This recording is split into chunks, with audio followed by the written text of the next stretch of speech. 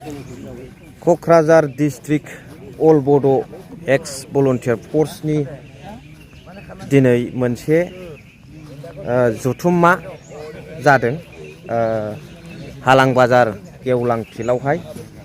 दा बे जायगायाव आङो दंफैयो। दा बिथांमोना बे जथुम्मानि गेजेरजों माखासे खोथा फोरमायदों जे बिथांमोननि भिजनआ मा, बिथांमोना मा थांखि लानानै बर' हारिनि थाखाय आवगायगासिनो दङ बेखौ बिथांमोना खोन्थानो थांगासिनो दङ।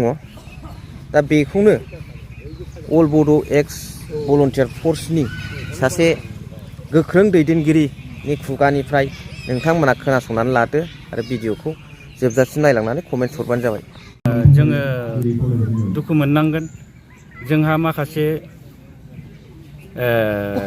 सुजुग सुबिदानि थाखाय जोङो गामि सिङाव थांनानै जोंनि साननाय, जोंनि हनाय, जोंनि मथ'फोरखौ जों बुंफोरहैजोबनो हायाखै। दा लासै लासैनो जाबोगासिनो दङ। जिहेथु जोङो मोनसे नन पलिटिकेल अर्गेनाइजेसन हिसाबै जों जे गोदोसोनानै थानाय बै समनि बिग्रायारि बिथांमोना माखासे सिन्था खालामलायनानै जों जे एक्स भलन्टियार फर्स अर्गेनाइजेसन दादों।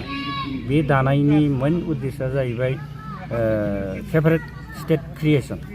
बेखौ जोङो दासिमबो जोङो गामिनि रायजो राजायाव खोख्लैनो हायाखैबाबो बे पाटगाव दख'रानि रायजो राजा गावबुराखौ लाफानानै बिथांमोनखौ लेंहरनाय जादों।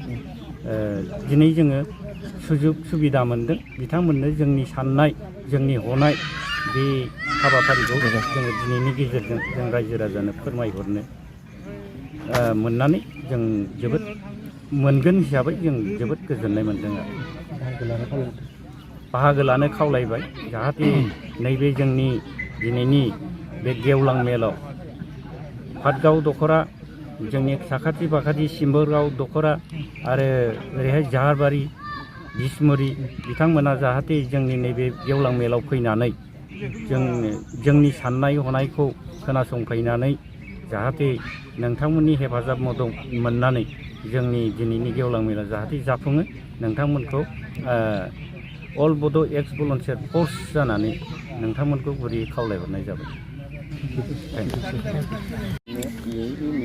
बिथांमोना बे भिडिअनि गेजेरजों फोरमायदों जे बोराय बैसोआवबो बिथांमोना जेनाखै, मेङाखै, बायाखै।